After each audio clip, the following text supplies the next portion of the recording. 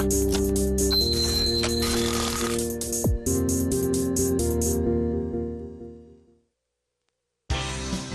출발 징쇼월드 2부 순서 이어가겠습니다. KT올레 IPTV로도 저희 프로그램 함께 하실 수 있습니다. 많은 시청을 부탁드리고요. 자, 2부에서 준비한 주요 내용들입니다. 네, 출발 징쇼월드 2부 먼저 첫 순서로는요. 김동섭의 마켓 포인트에서 시황 분석의 대가이신 IM투자증권 김동섭 이사와 함께 글로벌 주요 이슈 분석과 전략을 세워봅니다. 동상이몽 수급으로 보는 시장에서는 박재민 PB팀장이 실시간 주체별 추후 상황 정리와 함께 투자 전략 함께 짜드리고요. 이슈 정복하기에서는 동양증권 양평지점 김동공 대리와 함께 주식시장의 큰손 국민연금 기금이 인정한 위탁 운용사들이 사는 종목은 과연 어떤 것들이 있는지 자세히 살펴보도록 합니다. 네, 샘플러스 최병권 전문위원의 키포인트가 이번 주 특별히 여러분을 준비합니다. 팬들이 많으신 최병권 전문위원과 함께 오전장 정리와 효과적인 오장 전략을 세워봅니다. 네, 먼저 시황센터의 김혜영 캐스터를 연결해서 현재 이 시각 장의 흐름은 어떠한지 상세히 정리해 듣겠습니다. 네, 시황센터 김혜영입니다. 지난주 코스피 지수는 원화 강세와 GDP 성장 둔화, 또 국내 기업의 어닝 쇼크까지 겹치면서 하락 흐름을 이어갔습니다.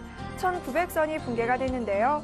이번 주 코스피 지수는 이러한 단기 급락세에 따른 기술적 반등을 시도할 것이라는 전망이 나오고 있습니다. 이번 주 있을 거시지표 개선에 따라 이 증시의 향방이 나눌 것으로 보여지는데요. 오늘 코스피 지수는 상승으로 장을 출발했습니다. 현재는 0.13% 상승하면서 1893선에서 거래가 되고 있습니다. 이어서 수급 상황 살펴보겠습니다. 오늘은 투신권을 중심으로 한 기관의 저가 매수세가 유입이 되고 있는데요. 현재 기간이 800억 원이 넘는 매수 우위를 나타내고 있고요. 개인과 외국인은 동반 매도세를 나타내고 있습니다. 이어서 코스닥 지수 살펴보겠습니다. 10월 초 승승장구하던 코스닥 지수 지난주 금요일에 들어서 2%가 넘는 급락세를 보이며 이 500선까지 밀려났는데요. 기간의 차익 실현 매물과 외국인의 이 매수 여력이 떨어지면서 지수가 하락한 것으로 보여집니다. 오늘 코스피 지수는 상승으로 장을 출발했지만 이내 장 초반 하락 반전했는데요. 현재는 0.77% 하락하면서 501선에서 거래가 되고 있습니다. 이어서 수급 상황 살펴보겠습니다. 현재 개인이 35억 원의 매수를 나타내고 있고요. 외국인은 53억 원의 매도를 나타내고 있습니다. 이어서 환율 살펴보겠습니다. 지난주 심리적인 지지선이던 1,100원 선이 붕괴가 되고 추가적인 하락 압력까지 받으면서 수출 기업에는 비상이 걸린 가운데 외환 당국에서 과연 개입에 나설 것인지가 주목이 되고 있는데요. 오늘 환율은 하락으로 장을 출발했습니다. 미국의 GDP가 시장의 예상치를 웃돌면서 이 안전자산 투자 심리가 위축이 되고 이에 따른 달러화 약세가 원화의 강세를 이끌었는데요. 오늘 환율 현재는 7원 상승하면서 1,096원 30전에 거래가 되고 있습니다. 이어서 코스피 시가총액 상위 종목 살펴보겠습니다. 대장주인 삼성전자가 0.23% 하락 흐름을 보이고 있습니다. 지난주 양호한 실적을 보였지만 역시나 약세 흐름을 이어가고 있는데요. 현재는 128만 4천 원에 거래되고 있습니다. 현대차 역시 오늘 2% 이상의 하락 흐름을 이어가고 있고요. 포스코가 1% 이상의 상승 흐름, 기아차도 오늘 4%에 가까운 하락 흐름을 보이며 주당 2,400원씩 빠지는 모습입니다. 다음 장 살펴보겠습니다. LG화학이 약 5억건에서 거래 중이고요. 신한지주가 오늘 1.47% 상승 흐름, SK하이닉스가 2.49% 상승하며 주당 600원씩 오르는 모습입니다. 이어서 코스닥 시가총액 상위 종목 살펴보겠습니다.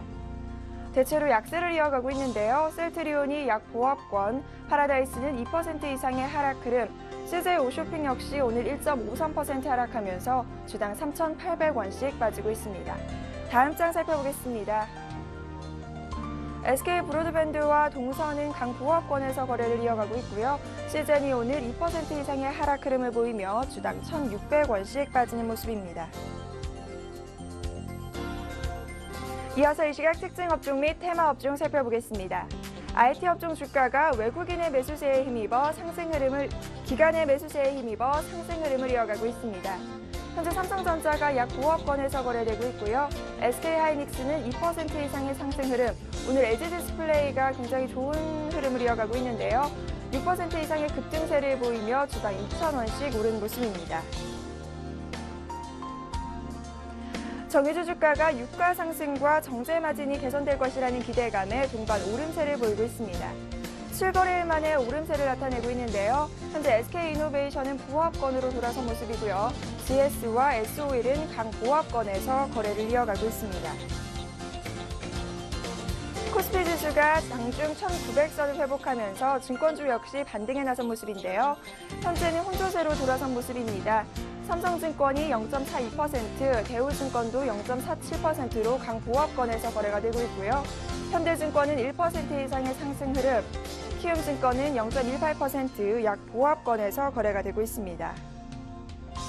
ICT 대연합이 대선 후보들을 초청해 이 토론회를 개최한다는 소식이 전해지면서 방송통신 관련주들이 강세를 나타내고 있습니다. 서화정보통신이 6% 넘는 급등세를 나타내고 있고요. 기산텔레콤 역시 4.11%의 상승 흐름, 영호통신과 솔리드 역시 나란히 상승 흐름을 이어가는 모습입니다. 아시아개발은행의 투자 소식에 힘입어 스마트 그리드 관련주들이 강세를 나타내고 있습니다. 현재는 혼조세로 돌아선 모습인데요. PS텍이 2% 이상의 상승 흐름, 누리텔레콤도 3% 이상의 상승 흐름을 이어가는 반면 비추로셀은 1% 이상의 하락 흐름, 일진전기도 약보합권에서 거래가 되고 있습니다.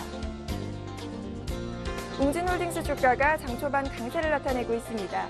이틀째 상한가를 나타내고 있는데요.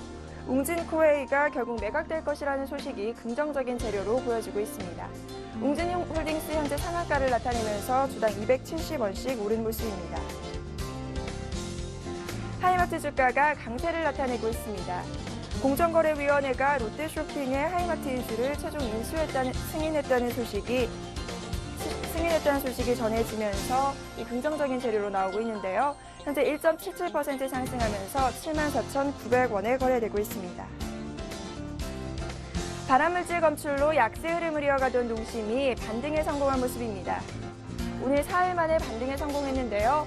농심 현재 0.40% 상승하면서 주당 1,000원씩 오른 모습입니다. 지금까지 시황센터 김혜영이었습니다. 네, IM투자증권의 김동섭 이사를 계속해서 만나보도록 하겠습니다. 안녕하십니까? 네, 안녕하십니까? 네, 미국의 3분기 GDP 성장률 2%로 결과가 나왔습니다. 애널리스트들이 예상했던 1.8%를 뛰어넘는 수준인데요. 자, 이런 GDP 성장에도 불구하고 하지만 미 증시는 소폭 상승에 그쳤습니다. 그 이유는 무엇일까요? 지난주 금요일 날 이제 아시아 시장이 열렸을 때 S&P하고 나스닥의 시간의 거래가 상당히 많이 빠졌었거든요. 근데 그 부분에서 GDP 3분기 GDP 성장률이 2%가 나오면서 사실 하락폭을 다 되돌렸는데 그 당시 처음에 하락하게 된 계기가 애플의 실적에 대한 문제였거든요. 근데 3분기 GDP 성장률이 그래도 2.0이 나와서 일단 낙폭을 다 되돌려줘서 주가를 이제 끌어올려주는 계기가 됐었습니다. 물론 상승폭은 제한됐고 하락폭을 줄인 결과 정도 됐는데요. 그 내용은 뭐냐면 3분기 GDP 성장률이 좋아진 것은 사실이지만 내용면에서는 별게 없지 않느냐, 이런 부분입니다. 뭐냐면 지난번에 실업률도 7.8% 내릴 때 중요한 것 중에 하나가 뭐냐면 정부의 취업자 수가 늘어난 그런 상황이었습니다. 그래서 실업률을 낮췄다. 그렇기 때문에 어떻게 보면 조작이다 이런 얘기까지도 나왔었는데요. 지금도 역시 마찬가지입니다. 정부 지출이 급증하면서 2%가 됐고 또 하나는 뭐냐면 국방비를 중심으로 해서 정부 지출이 늘었다라는 겁니다. 그러니까 소비도 늘고 여러 가지 주택 경기도 좋아진 건 사실이지만 정부 지출에 의해서 GDP 성장률을 상향시켰다는 거죠. 그러니까 이것이 이제 시장에서는 신뢰성이 뚝 떨어지는 그런 상황이 됐고 주가의 하락폭을 줄여주는 역할을 했지만 주가를 이렇게 위로 끌고 가는 그런 상황은 못 됐다라는 것이 분석이라고 보시면 될 것 같고요. 어쨌든 지금 미국은 대선이 다가오면서 어떤 지표에 있어서 좀 더 호전된 지표를 보여주고 싶은 정부의 의지는 알겠으나 시장에서는 그걸 이제 정확하게 받아들이지 않는 그런 상황이다라고 보시면 될 것 같습니다. 네, 자 그리고 올 3분기 스페인 실업률을 보니까 무려 25%네요. 1976년 이래로 최고치를 돌파했다고 하는데 자 이처럼 어려운 상황을 반영하듯 이 구제금융 여부 가능성이 더욱 커지고 있다고 하는데 어떻게 내다보십니까? 지금 스페인이 구제금융을 좀 신청을 해야 되거든요. 근데 스페인이 문제가 되는 것 중에 하나는 뭐냐면 지방 정부에서의 선거가 지금 문제가 되고 있습니다. 그러니까 집권 국민당 입장에서는 선거가 끝나고 아마 하고 싶은 것 같고요. 그다음에 야당에서는 이걸 반대하는 상황이고 이렇게 보시면 될 것 같습니다. 지난번에도 두 선거구에서 하나는 승리했는데 하나는 잃어버리는 그런 상황이 발생했는데요. 이번에 나온 거 보면 삼봉이 실업률 25% 돌파했는데 이건 좀 어마어마한 거죠. 4명 중에 1명은 실업자다라는 것을 알려주고 있는데 실제로 노인층 빼고 애들층 빼면은 일하는 사람이 없다고 봐야 되겠죠. 거의 없다고 봐야 되는데 2분기 말 현재 실업률이 그 24.64%였습니다. 근데 그것보다 0.39% 정도 증가한 상황이고요. 8만 5천 명이 증가해서 578만 명이 집계됐습니다. 그 식구 가운데서 일하는 사람이 없는 가구가 174만 가구 정도 된다고 하고요. 10가구 중에 한 가구는 아예 일하는 사람이 없는 그런 상황이라고 하네요. 그다음에 16세에서 24세까지의 실업률은 52%. 그럼 뭐 2명 중에 1명은 놀고 있다라는 얘기인데요. 제가 왜 이 말씀을 드리냐면 지금 스페인 정부엔 돈이 없다라는 거죠. 그러니까 유로존을 탈퇴해서 자기네 자금을 서로 자기네 돈을 만들어서 어떤 뭐 경제를 이끌어가지 않는 사실 쉽지가 않죠. 그러려면 유로존에 남아 있어야 한다는 얘기죠. 유로존에서 남으려면 결국 구제금융을 받아서 또 지방 정부에 투입을 하고 일자리 창출을 하고 뭐 이런 식이 지금 돼야 되는 상황인데 아무래도 정치적으로 어떤 안정을 취하기 위해서 뭐 시간을 좀 끄는 것이 아닌가라고 판단이 쓰고 있기 때문에 어떻게 보면 구제금융은 시간은 다가오고 있는 것이 아니냐 이렇게 판단을 해야 될 것 같고 그로 해서 이제 시장도 불확실성 제거 가능성이 있습니다. 다만 약간 시간이 더 필요한 그런 상황이 아니냐라는 거고 실업률이 구제금융으로 갈 수밖에 없다는 것을 알려주는 시그널이다라고 봐야 될 것 같습니다. 네. 자, 끝으로 코앞으로 다가온 11월 시장 전망과 더불어 11월 달에 관심 가져볼 업종과 전략은 어떤 것일까요? 제가 이제 말씀드리고 싶은 것은 이번 주가 월봉 완성하는 날이죠. 달입니다. 그러니까 이번 달 10월 달 월봉이 수요일부로 결정이 나는데요. 이 기술적 분석상으로는 여기서 만약에 밀리면 그 시장이 없다고 보시면 됩니다. 그러니까 무슨 말이냐면 하락에다 되돌려 봐야 그냥 그 물린 어떤 큰 메이저가 물건 털고 나가는 정도라고 보시면 되고요. 근데 만약에 수요일 안에 지수가 낙폭 줄여서 월봉의 아랫꼬리가 상당히 좀 만들어 놔주면 이건 틀림없이 하방 경직성이 있고 누군가는 저점에서 매수하려는 기회를 보고 있다라고 판단하시면 되거든요. 그러니까 사실 수요일까지가 되게 중요할 것 같습니다. 제가 보는 견해로는 아랫꼬리가 좀 길게 생기는 상황이 연출될 것이다라고 판단하고 있습니다. 그거는 이제 외국인 수급이 월봉상으로 들어온 위치가 그냥 들어올 만한 이유가 있는 그런 상황이 아니라는 거죠. 뭔가 소기의 목적을 가지고 들어왔다라고 판단하고 있고 지금 그 들어왔을 때 금액 대비로 주가를 내릴 때 쓴 금액이 굉장히 적다라고 판단한다면 추가적으로 저점 매수가 필요한 시점이 아닐까라는 생각을 하고 있습니다. 또 기관들도 지금 현재 위치에서는 매수를 할 수밖에 없는 상황인데 특히 기금 같은 경우에는 연말까지 집행해야 될 금액이 4조 원 정도가 있습니다.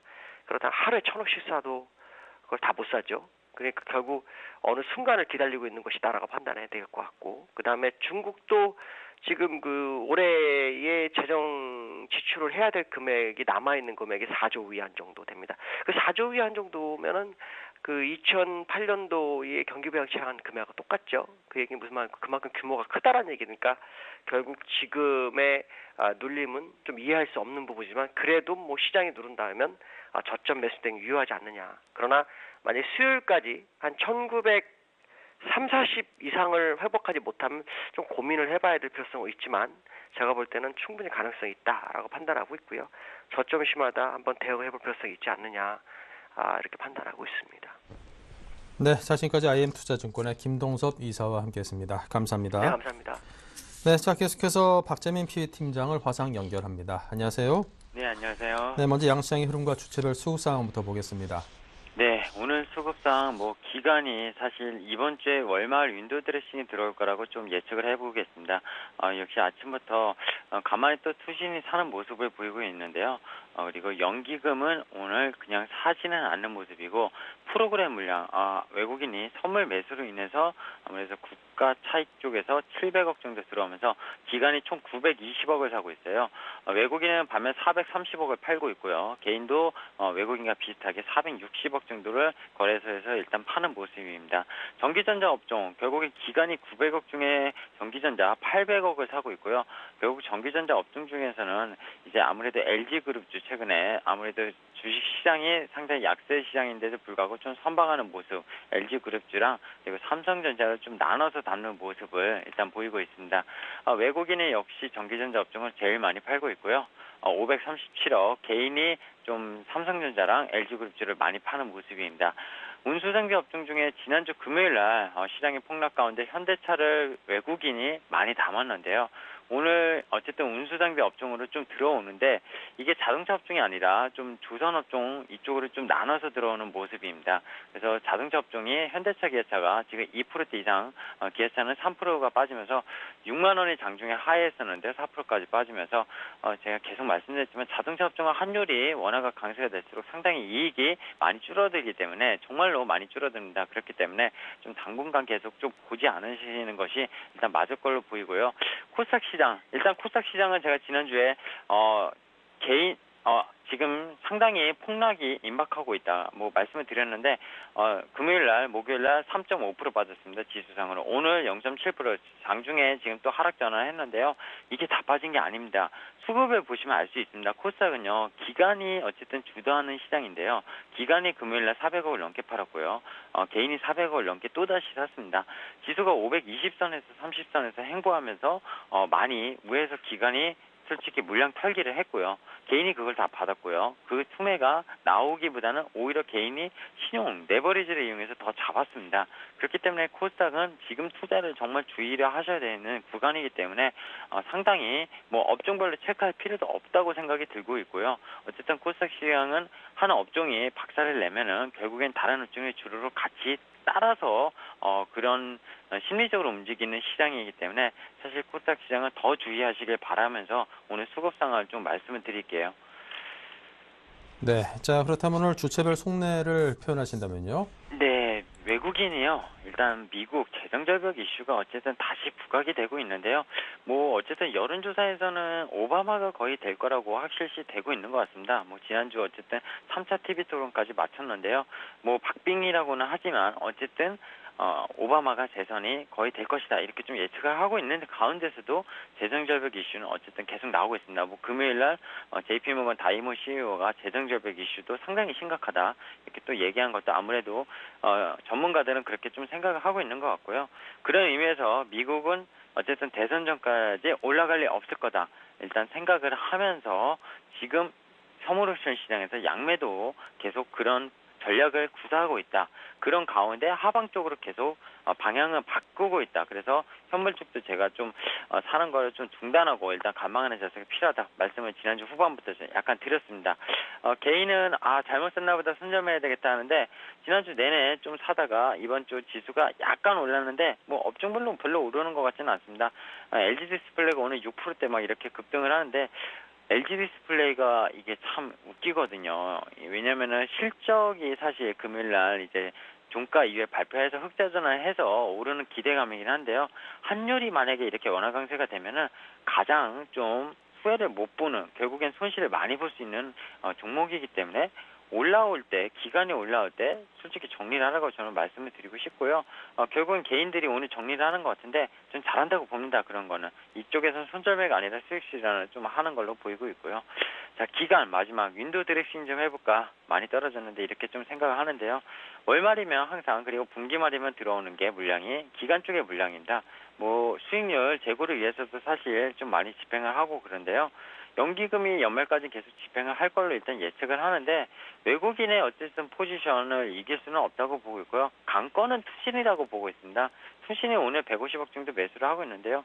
투신이 만약에 또 오후 들어서 매도 전환하면은 시장은 상당히 어렵다. 그래서 윈도우 드레싱에 기대를 하기보다는 윈도우 드레싱에 좀 물량을 좀 털 수 있는 기회로 이용하라. 이렇게 좀 말씀을 드리고 싶습니다.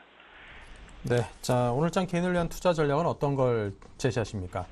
네, 일단은요, 시장의 변동성이 커지고 있습니다. 어쨌든 미국 대선이 얼마 안 남았고요. 11월 6일이죠.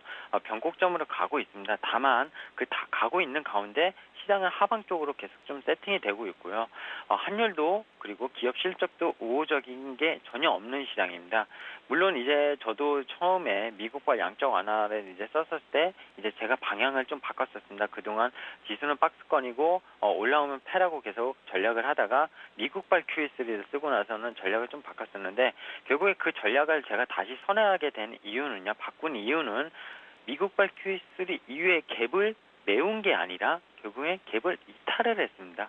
갭을 이탈했다는 건 뭡니까? 그 효과가 그리고 그 세력들이 들어오는 세력들을 위에서 매도 때리는 세력이 더 강하다는 걸 보여주는 거고요. 결국에는 그 세력의 싸움, 주식시장은 결국 세력의 싸움인데요. 세력이라는 건 뭐 수급이죠. 정확히 말하면은 외국인이 선물을 팔기 시작한 게 지금 셀코리아가 아니라고 일단 느끼고 있지만 한차익 욕구 때문에 일부씩 팔고 있다고 느끼지만 외국인이 들어오기에는 지금 국내 경제상이 너무 안 좋다는 겁니다. 금요일날 GDP 0.2% 이렇게 발표를 했는데요. 미국 시장은 2%, 1.8%보다 상회하지 않았습니까?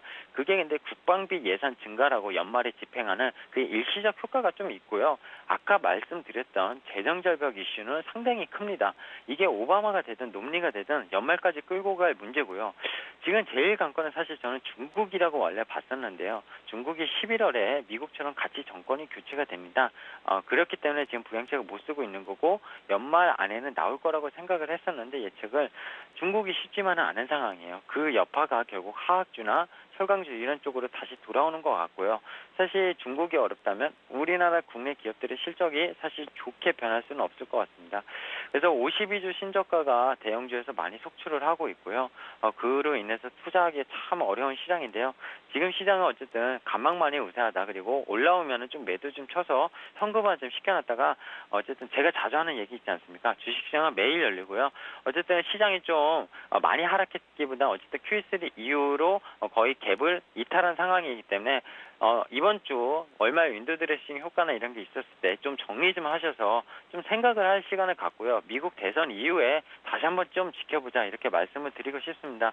항상 시장의 이 변곡점이라는 게 항상 무섭습니다. 지금은 2000포인트 찍고 1900포인트로 하에 일시적으로 한 것 같이 느껴지지만 여기서 만약에 정말 시장의 변곡점이 하회를 많이 하게 된다면 1800이 금방 깨질 수 있는 시장은 언제든지 올 수 있는 거고요. 그렇다고 해서 지금 시장이 또 2000선을 금방 회복하는 시장이다?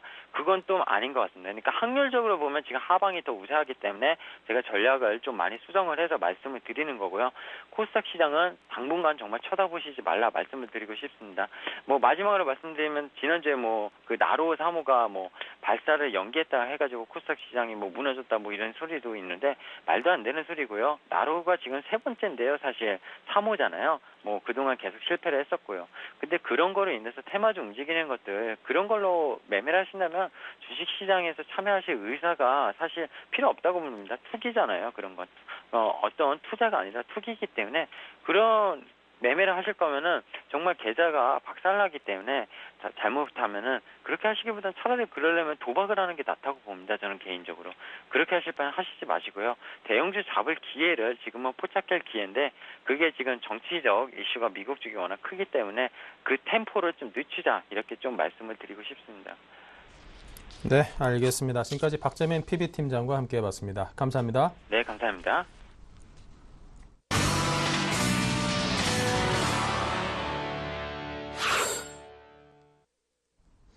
네, 계속해서 전문가들의 12자 투자 전략을 하나하나 짚어드리겠습니다.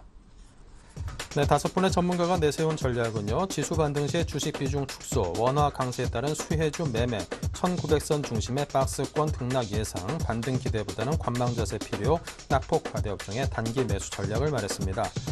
네, 관심 업종으로는요. 중소형주 비중 축소, 항공 음식료주, 유통업종, 바이오업종, 건설업종을 각각 제시했습니다. 네, 일산지점의 박성일 연구원 연결해 보겠습니다. 안녕하십니까? 예, 안녕하십니까? 네, 먼저 현재 시황부터 보겠습니다. 예, 오늘 시장 코스피 시작은 이제 강보합 정도에서 유지가 되고 있고 코스닥 시장은 기관 그리고 외국인 중심으로 한 차익 매물로 약세를 조금 보여주고 있습니다. 실제로 이제 시장 같은 경우에는 코스닥 중심으로 해서 지금 매도 물량이 나와주고 있기 때문에 당분간 코스닥 시장은 조금 어렵다고 보시는 게 맞을 것 같고요.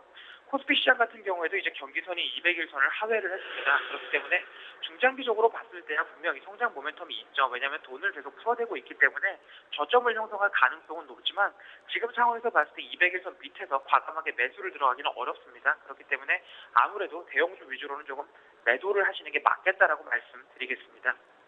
네. 자, 중소형주 비중 축소를 말씀하셨거든요. 내용 전해주십시오. 예, 중소형주가 시장 대비해서 상당히 과도한 낙폭을 보여주고 있습니다. 아무래도 성장주 위주로 많이 올랐기 때문에 바이오나 엔터, 게임 쪽에서는 계속해서 차익 매물이 나올 수 있다는 걸 염두에 두시면 좋을 것 같고요. 대형주 같은 경우에는 지금 슬슬 주도주가 어느 정도 형성이 되고 있습니다. SK 하이닉스나 LG전자 그리고 LG 디스플레이 위주로 해서 움직여주고 있기 때문에 IT 중에서 2등주 그리고 앞으로 성수기에 진입할 수 있는 주식 쪽으로 과감하게 코스닥 주식들은 매도를 하시고 갈아타시는 시기이다라고 말씀드리겠습니다. 네. 자, 관심 종목은 어디를 눈여겨보고 계십니까? 지금 현재 관심 종목은 제가 SK 하이닉스를 조금 보고 있는데요. 하이닉스나 LG 디스플레이 마찬가지인데 한 3년 정도 오랜 기간 횡보를 했습니다. 그 기간 동안 횡보를 한 이유는 주력 제품들 가격이 많이 빠졌기 때문인데 최근에 이제 윈도우 8 출시로 인해서 주력 제품 가격이 반등을 하고 있는 상황입니다. 그렇기 때문에 한번 살펴보시면 좋을 것 같고 모바일 디램 같은 경우에는 지금 태블릿 PC를 비롯한 모바일 기기들의 수요가 아직까지는 꾸준하기 때문에 3불 이상에서 충분히 거래가 되고 있습니다. 그렇다고 보면 디램 가격이 1불 이상이 형성이 됐을 때 하이닉스의 가격은 과거 3만 원 정도까지는 무난하게 회복을 했기 때문에 지금도 싼 구간이다라고 판단을 하고 있습니다. 그래서 매수가는 과감하게 현재가에서 매수를 하시고 그다음에 목표 주가는 27,000원, 손절은 22,000원까지 제시를 해드릴 텐데 기관하고 외국인 수급이 일주일 사이에 500만 주 이상 들어왔습니다. 그렇기 때문에 수급 동향이 쉽게 꺾이지만 않는다고 하면 12월 연말까지는 중기 투자 한번 해보시라고 말씀드리겠습니다. 네, 감사합니다. 지금까지 일산지점의 박성일 연구원과 함께했습니다. 감사합니다. 예, 감사합니다. 네, 다음은 이슈 정복하기 박미라 아나운서입니다. 안녕하세요. 이슈 정복하기 박미라입니다. 한 주를 시작하는 월요일장이죠. 오늘의 주요 이슈들 정리해보겠습니다. 주식시장의 큰손 국민연금이 인정한 위탁 운용사들의 투자 종목에 관심이 쏠리고 있습니다. 시장 전문가들은 위탁사가 사들이는 종목은 장기 투자 선택에 이어서 관심을 가져볼 만하다고 말하고 있습니다. 어떤 종목들이 있는지 살펴봅니다. 지난 3분기 실적을 발표한 상장 기업의 절반이 예상치에 못 미치는 실적을 낸 것으로 나타났습니다. 어니쇼크가 속출하면서 실적 부진이 장기화될 거란 우려가 번지고 있습니다. 원달러 환율이 13개월 만에 1,100원을 하향 돌파한 가운데 외환 전문가들은 환율 하락 기조가 추세화되면서 연내 1,080원까지 내려갈 것으로 내다봤습니다. 당장 수출 기업은 비상체제에 돌입한 모습인데요. 환율에 대한 전망 자세히 들어보겠습니다. 네, 이슈 정복하기 오늘 순서는 동양증권 김동공 대리와 함께하겠습니다. 안녕하세요. 네, 안녕하세요. 네, 국민연금이 투자한 위탁 운용사들의 매수 종목에 관심을 가져야 한다는 목소리가 나오고 있습니다. 주식장에 큰 손을 불리기 때문에 관심이 집중되고 있는데요. 어떤 종목들이 러브콜을 받고 있습니까? 네, 국민연금이 인정한 회사들은 어떤 종목을 사고 있나 일단 오늘 살펴볼 텐데요. 현재 국민연금이 위탁 운용사를 통해서 투자하는 자금 규모는 약 50조 원입니다. 국민연금 자산운용사로 선정되기 위해 자산운용사 79곳과 그리고 투자자문사 80곳이 이제 혈투를 벌이고 있는데 여기서 그러니까 톱5에 진입하는 것이 낙타가 바늘구멍이 들어가는 것만큼 어렵습니다. 따라서 어느 정도 실력이 검증된 이들 자산운용사의 매수 종목을 눈여겨볼 필요성이 있을 것 같습니다. 지금 현재 28개 회사 중에 그러니까 지금 현재 빅5 중에서 일단 3곳이 어떤 종목들을 매수하고 있는지 좀 살펴볼 텐데요. 일단 한 A사는 올 하반기 모두 투어 네트워크 그리고 솔브레인, 서원인텍, 한솔재지, 한솔 CSN, 솔브랜 등의 지분을 5% 이상 사들였습니다. 반면 나노신소재, 아이테스트, 진성TC, 컴투스, SNT중공업, 대덕전자 그리고 DS, 게임빌, 동아화성, 심팩, 친텍, 카프로 등의 지분은 오히려 좀 줄어나가는 모습을 좀 보였습니다. 그리고 B사의 경우에는 시우 메디칼 시스템, 사조산업, 그리고 만도, 한국투자금융지주, 농업회사법인 농우바이오, 그리고 국순당, 사조시푸드, LIG 손해보험, 하나투어 메일유업 등의 지분을 5% 이상 새로 사들였고요. 그리고 코오롱 인더스트리, SM 그리고 모두투어 네트워크 등의 지분도 추가 매수를 했습니다. 하지만 반면 풍산 지분은 8.88%에서 7.85%로 줄였습니다. 그리고 C사의 경우에는 LG생명과학과 덕산하이메탈, 이라이콤, SBS, LG패션 등의 지분은 5% 이상 보유를 하고 있습니다. 그리고 기타적으로 살펴볼 경우에도 신흥기계와 플렉스컴의 지분을 이제 낮추는 그런 모습을 좀 보여줬습니다. 이들 자산 운용사의 투자 행태 특성은 좀 다양성입니다. 포트폴리오 차원에서 실적이 탄탄한 종목을 중심으로 분산 투자하고 있습니다. 또 우량주를 지분 변동만큼 매수하지 않기 때문에 5% 이상 공시에 나타나지 않습니다. 전문가들은 국민연금이 투자한 위탁운용사들이 사들인 종목은 장기 투자 성격이 커서 관심을 가져볼 만하다고 말을 하고 있습니다. 국민연금에 정통한 한 관계자는 국민연금이 위탁운용사들의 자금을 집행한 후 이들 운용사의 지분 변동 등 공시를 보면 가치주 펀드의 자금이 어느 종목으로 흘러가는지 추정 볼 수 있다고 좀 설명을 하고 있습니다. 하지만 맹신했다는 좀 낭패를 볼 수가 있습니다. 특히 연말이 다가오면서 펀드 매니저들이 수익률 관리, 즉 일명 윈도우 드레싱을 고민하고 있습니다. 한 해 성과가 결정되는 만큼 윈도우 드레싱 종목은 막방 스퍼트 현상이 빈번하게 발생을 합니다. 따라서 주가가 오른 종목이나 떨어진 종목 모두 수익률 및 리스크 관리 차원에서 매매가 이루어질 가능성이 있는 만큼 주의해야 한다는 것이 전반적인 의견입니다. 국민연금이나 공제회 등 연기금과 운용사들의 투자 행태는 좋은 투자 지표가 되지만 결국은 투자 판단은 투자자의 몫이라고 볼 수가 있겠죠. 하지만 이 같은 운용사들이 고르는 종목들은 일단 장기간의 밸류에이션이나 그리고 현재 외국인 기관들의 수급 등을 충분히 고려한 종목들을 매수를 하고 있고, 그리고 매도하는 종목들의 경우에는 투자 모멘텀이 많이 위축된 종목들 위주로 매도를 줄이고 있습니다. 대표적으로 최근에 이제 매도 규모가 좀 커지고 있는 업종들이 최근 코스닥 시장을 끌고 왔던 엔터테인먼트와 모바일 게임주에 좀 많이 집중되어 있는 모습들을 볼 수 있습니다.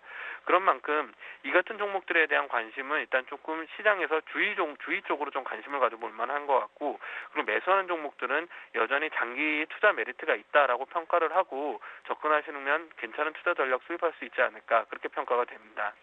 네, 다음 이슈입니다. 3분기 실적을 발표한 상장 기업들이 낮아진 예상치에도 불구하고 훨씬 낮은 성적을 발표하기도 했습니다. 자연스레 4분기 실적 전망에도 이 빨간불이 들어온 상태인데요. 어느 정도로 낮아진 겁니까?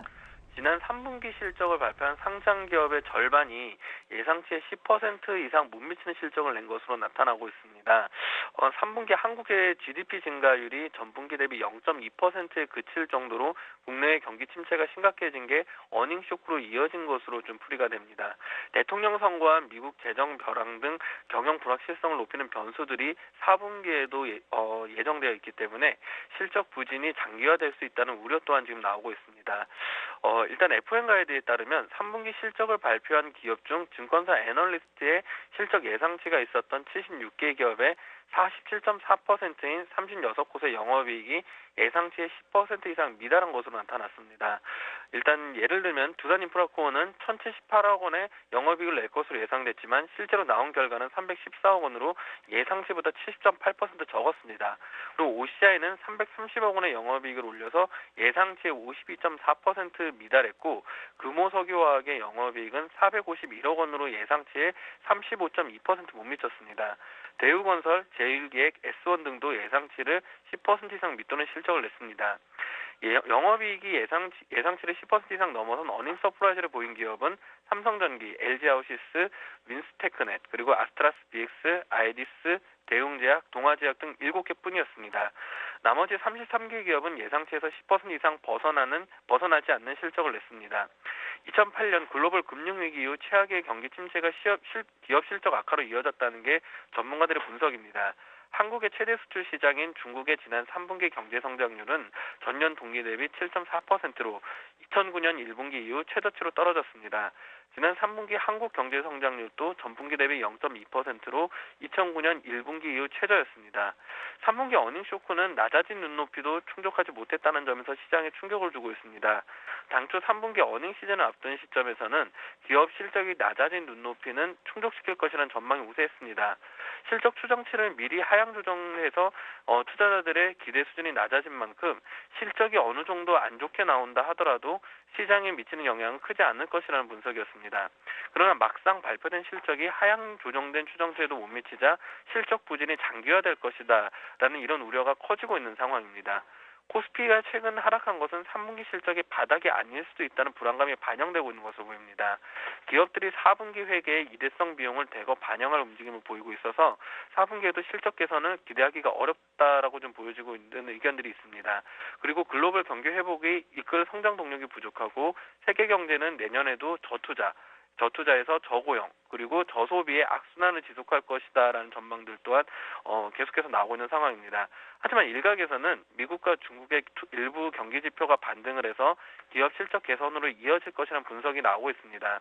미국 10월 소비자 신뢰지수가 82.6으로 2007년 9월 이후 최고치를 기록했고 중국의 10월 제조업 구매관리지수는 49.1로 전달보다 상승을 했습니다. 미국 중앙은행의 3자 양적 완화 정책 등 통화 정책 효과가 본격적으로 나타나면서 심리 지표를 시작으로 경기가 서서히 회복될 것이다라는 전망이 지금 조금씩 나오고 있는 상황입니다. 그리고 3분기 실적은 과거를 반영한 것이고 글로벌 경기는 완만하지만 회복세를 보이고 있고 그리고 미국 재정 벼랑 불확실성이 해소되면 경기 회복 기대감이 높아질 것으로 예상이 되고 있는 만큼 지금 시장에서 아주 비관된 전망보다는 그렇게 좋지 않다는 전망 정도로 하고 박스권 하단 전략을 유지하시는 것이 좋지 않을까 그렇게 평가가 됩니다. 예, 끝으로 원달러 환율이 13개월 만에 1,100원 선을 하향 돌파했습니다. 수출 기업들은 원화 강세 기조가 이어지면서 비상 경영에 돌입하고 있는데요. 외환 당국은 현재 환율 흐름에 대해서 어떻게 전망하고 있습니까? 네, 원달러 환율이 13개월 만에 1,100원을 하향 돌파한 가운데 외환 전문가들은 환율 하락 기조가 추세화되면서 연내 1,080원, 내년엔 1,050원을 기록할 것이다라고 내다보고 있습니다. 그동안 환율 하락을 이끌어왔던 3대 요인, 선진국 유동성 확대, 유로존 위기 진정, 한국 경제의 양호한 기초 체력에 큰 변화가 없는 데다 하락 추세를 돌려 세울 만한 대내외 변수가 눈에 띄지 않기 때문입니다. 외환 당국도 수출 기업의 마지노선 환율에 아직 여유가 있고 변동폭이 크지 않다는 점, 그리고 물가 안정 효과 등을 감안해서 시장 상황을 충분히 지켜본다는 입장입니다. 전문가들은 다만 글로벌 유동성에 영향을 미칠 미국 대선 결과와 그리고 중국 위안화 등이 내년 이후 변동성을 키우는 요인이 될 수 있다면서 수출 기업을 중심으로 비상전략 수립 등 대비책이 필요한 시기다라고 지적을 하고 있습니다. 유로존 위기가 진정되면서 전반적으로 위험 회피 심리가 완화되고 있는 상황입니다. 그렇기 때문에 당국이 시장 개입을 자제하겠다는 입장이어서 환율은 당분간 기술적으로 1,090원은 1차 지지선, 1,080원은 2차 지지선으로 박스권 움직임을 보일 것이라는 전망이 우세합니다. 올 연말과 내년까지 하락 기조가 이어질 수는 있지만 최근 하락 요인들이 상쇄화될 경우 급격한 하락은 이루어지지 않을 것이다 라고 보면서 수출 기업들의 손익분기점이 가까운 1,050원 정도가 저점이 될 수 있다라는 전망들이 또한 나오고 있습니다. 정부는 올해 예산안을 짜면서 환율을 1,070원으로 전망을 했습니다. 따라서 최근에 원화 강세가 우려 수준은 아니라는 게 기본 입장입니다. 박지원 기획재정부 장관도 최근 외환 규제 강화 관련 여부와 더불어서 관련 여부에 관해서 중장기적인 관점에서 검토하는 차원이지 당장 개봉 박도는 아니다라고 말을 하고 있습니다. 환율 변동폭이 지금보다 커지거나 환율 하락 속도가 가파라질 경우에 한해서 규제 카드를 꺼내겠다는 의미입니다. 특히 미 대선 이후 나오는 재무부의 반기 환율 보고서도 외환 당국의 고려 대상이 됐습니다. 주요 교역 상대국의 환율 조작 여부를 평가해서 의회에 제출하는 이 보고서를 본 뒤 외환 당국이 입장을 재정립해도 늦지 않다라는 판단입니다. 외환 당국과 시장의 관망세와는 달리 환율에 민감한 수출 기업들은 환율 추가 하락에 대비한 비상체제 돌입을 했습니다. 실제로 대한상의가 최근 수출기업 160건을 대상으로 피해 현황을 조사한 결과 환율 하락의 영향으로 수출기업의 절반 이상이 이미 피해를 입은 것으로 나타났습니다. 한 중소기업 관계자는 중소기업들은 환 리스크가 여전히 쉽지 않다면서 최근 한 달 새 2-3% 가까이 환율이 하락하면서 당장 가격 경쟁력에 큰 어려움을 겪고 있다 말하고 있습니다. 그나마 사정이 낮다는 대기업들도 환율 하락이 발등에 떨어진 불이 되고 있습니다. 26일 3분기 실적을 발표한 삼성전자는 최근 환율 하락에 따른 손실액이 5,700원가량인 것으로 추정이 됐습니다.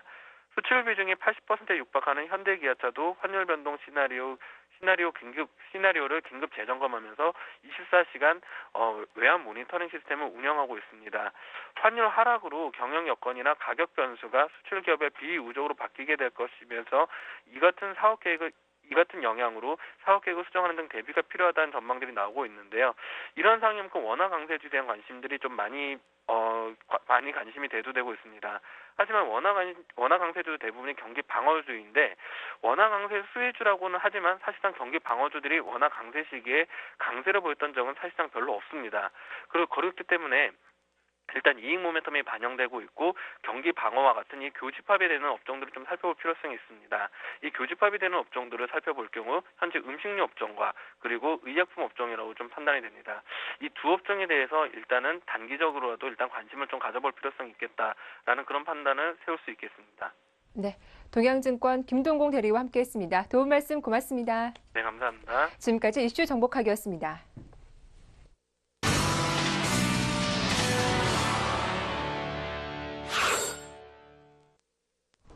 네, 계속해서 리딩투자증권의 우성재 팀장 연결합니다. 안녕하십니까? 네, 안녕하세요. 네, 중국 증시 전해 주십시오.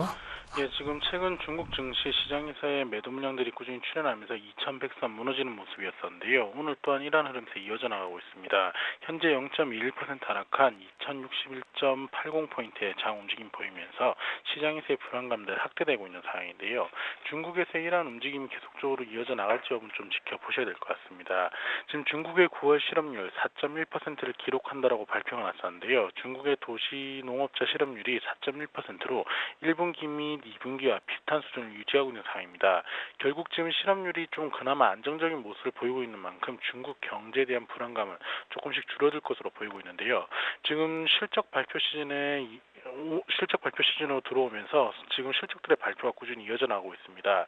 특히 소비 전자업계 실적 개선세가 좀 뚜렷한 모습을 보이면서 이러한 업종을 중심으로 한 매수세가 꾸준히 유입될 것으로 보이고 있는 상황인데요.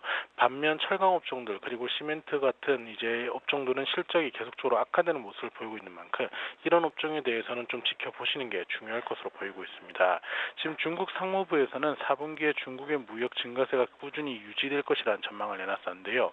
중국의 3분기 수출 총액이 2조 8,400억 US달러로 전년 동기 대비 6.2% 증가한 것으로 발표를 했습니다. 2012년 한 해 수출입 증가 목표가 10%인 만큼 4분기에 이러한 수출세가 더욱더 확대되어야 될 것으로 보이고 있지만 지금 대무역은 안정 속에서 성장세를 나타내고 있다는 중국 상무부의 발표와 함께 중국 경제가 침체 국면에 진입하지 않을 거라는 기대감들이 좀 나타나고 있는 상황입니다. 결국 오늘 상하이 종합주가지수 시장에서의 반발 매수가 유입될 수 있을지 여부가 중요한 관심사인데요. 즉 2100선이 무너진 이후 시장에서의 부담감들이 좀 나타나고는 있지만 시장에서의 거래량이 좀 많이 줄어들면서 관망 심리가 많이 확대되고 있는 상황입니다.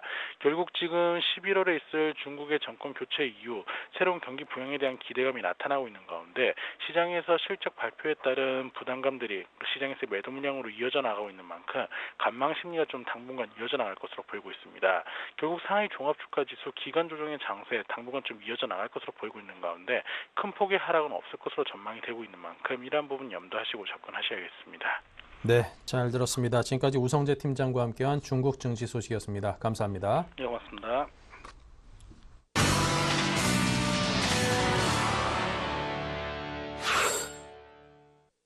네, 오장 전략을 세워봐야죠. 키포인트 시간입니다. 최병권 전문위원을 연결하겠습니다. 안녕하십니까? 네, 안녕하세요. 네, 먼저 오늘 장 흐름이 어떠한지 한마디로 좀 표현을 부탁을 드리겠습니다. 네, 오늘 시장을 한마디로 표현을 해드리자면은 새벽이 오기 전에는 가장 어둡다라는 표현을 쓰고 싶습니다. 사실 코스닥 시장 같은 경우는 특히 약세가 많이 나온 상태고 금요일 날 또 지수 자체가 2.5% 정도 급락을 하면서 대부분의 종목들이 상당히 급락세로 손실을 많이 키우고 있는 상태입니다. 그리고 오늘도 지수가 또 추가적인 하락을 타면서 그 주가 하락에 대한 두려움마저 생길 수 있는 상황이긴 하지만요. 이미 주가는 낙폭이 많이 커져 있는 상태고 또 반전의 여지가 상당히 많습니다. 그래서 지금은 일단 매도나 그다음에 그 손절매보다는 홀딩이나 매수 대응을 하시는 게 유리하다라고 판단이 되고요. 상대적으로 거래소보다는 코스닥 시장이 더 많이 떨어지는 상황이 나오고 그러다 보니까 거래소 쪽이 좀 더 안전하다라고 판단을 해서 투자자들께서 또 거래소로 옮겨가는 경우도 지금 상당히 많이 있습니다만은 실제로 급락이 나온 만큼 코스닥 시장의 그 소위 말해서 이제 속된 표현으로 먹을 게 더 많은 게 사실입니다. 그래서 코스닥 시장에서 단기 낙폭 과대인 종목들 같은 경우에는 지금은 약세를 많이 타지만 반전이 나올 때는 급등세를 또 다시 탈 수 있는 요건이 많으니까 이런 부분들을 착안하셔서 대응 포인트를 좀 찾아가시는 게 좋겠다. 이렇게 좀 정리해드리고 싶습니다. 네, 알겠습니다. 자, 오장 전략을 키워드를 통해서 하나하나 짚어주시기 바랍니다. 일단은 앞서도 말씀드렸던 것처럼 코스닥의 반전 여부가 제일 중요하다라고 판단을 하고 있고요. 현재로서는 충분히 가능하다라고 생각하고 있습니다. 거래소도 반전을 하고 있는 상황이지만은 특히 이제 코스닥 시장에는 매물 공백이 많이 발생을 했고요. 또 종목들이 전체적으로 순환 매도를 하면서 종목들이 뭐 덜 빠지고 더 빠지고 이런 게 없이 대부분 다 비슷한 퍼센테이지로 하락을 했습니다. 그래서 이런 부분들을 다 감안을 한다라면은 코스닥의 반전이 지금 현재로서는 가능하다라고 판단을 하고 있고요. 또 종목에 대해서는 지금 가장 먼저 포커스를 맞추셔야 될 종목군들이 역시 낙폭 과대 종목군들이겠습니다. 뭐 정치 테마가 됐든 아니면 게임 종목군이 됐든 아니면 최근에 진행이 좋았던 그 기관 매수 선호 종목군이 되었든 간에 현재로서는 대부분 다 낙폭 과대 수준의 하락을 보이고 있습니다. 실제로 보면은 그 인맥 관련 정치 테마들도 약 한 40에서 50% 하락을 하고 난 다음에는 주가가 반전할 요소가 전혀 없어도 반전 포인트를 또 찾게 되는 것이 현실이지 않습니까? 그만큼 이 낙폭 과대라는 부분이 주가의 반전에는 상당히 큰 메리트로 작용하는 경우가 많기 때문에 낙폭 과대에 대한 포커스 계속 맞춰주셔야 될 것 같고요. 그 다음에 거래소 시장 같은 경우에 오늘 기관들의 매수가 상당히 강합니다. 그래서 기관 매수가 지금 현재로서는 포커스를 맞춰지고 있는데요. 시장 자체가 기관 매수가 들어와서 반전 시도를 하는 형태라면은 주가가 꾸준히 반전 포인트를 잡을 수도 있고요. 또 기관 매수가 몰리는 종목군들은 항상 성과가 좋은 경향이 많습니다. 그래서 굳이 그 거래소의 대형 종목군들을 거래하시는 경우라면은 기관 매수가 많이 몰리는 IT 쪽으로 포커스를 좀 맞춰보시는 게 좋겠다. 이렇게 좀 정리해드리고 싶습니다. 네, 자, 그렇다면 오장 관심 종목도 함께 일러주시기 바랍니다. 예, 앞서도 말씀드렸지만 낙폭 과대 종목군에 대한 관심을 좀 많이 가져보자라는 말씀드렸는데요. 오늘 말씀드린 종목은 그 중에서 윌비스 말씀드리도록 하겠습니다. 그동안 이제 정책 관련 테마들이 상승이 좋았고요. 또 최근 들어서 이제 계속해서 급락세를 좀 타고 있습니다. 그리고 앞서도 이제 인맥 관련 테마들이 급락했다가 반전하는 흐름이 나오고 있는데 이런 형태처럼 정책 관련 테마들도 다시 반전 포인트를 좀 잡을 수 있을 것으로 기대를 하고 있어요. 그래서 낙폭 과대 반전 포인트 예상하고 있고요. 아무래도 이제 변동성이 심한 관계로 매수는 분할 매수가 유효하겠습니다. 조정을 줄 때 분할 매수하는 형태로 가시면 좋겠고, 제가 손절매 라인을 말씀드리겠지만 그 손절매 라인은 꼭 좀 준수를 해주시면 좋겠습니다. 매수가는 2,800원에서 3,050원 정도 분할 매수를 하시면 좋은데요. 뭐 지금도 그 가격대는 가능하기 때문에 매수 가능하시고요. 목표가는 조금 짧게 잡겠습니다. 3,300원 정도 잡는데 아무래도 이제 한 번 반등이 나올 때 차익 실현을 단계적으로 해 나가는 형태로 이렇게 가시면 되겠고, 그다음에 손절가는 2,600원 정도로 그렇게 잡도록 하겠습니다. 네, 잘 들었습니다. 지금까지 최병권 전문위원과 함께 해봤습니다. 감사합니다. 네, 감사합니다. 네. 자, 잠시 후 11시부터는 종목 상담 준비되어 있습니다. 013-3366-0110 또는 023153-2610번으로 참여 가능하시니까요. 많은 관심 주시고요. 저희 출발 징수에도 블로그에도 꾸준한 관심과 방문을 부탁드립니다. 자, 오늘 여기서 인사드리겠습니다. 다시금 상승세로 돌아선 우리 증시 1900선 좀 안정적으로 회복했으면 좋겠습니다. 내일 뵙겠습니다.